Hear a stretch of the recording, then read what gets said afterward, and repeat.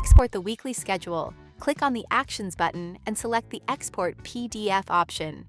The document is automatically downloaded and saved in the Download folder. When we click on it, it opens immediately. To upload the file, we go to the Knowledge Base section. Here, we create a new folder with the name we want to organize our documents.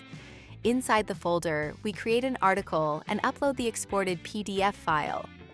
We can also include a customized description so that mobile users can easily understand the content of the document. Before saving, we verify that the file displays correctly. From the mobile application, we access the side menu and select Knowledge Base.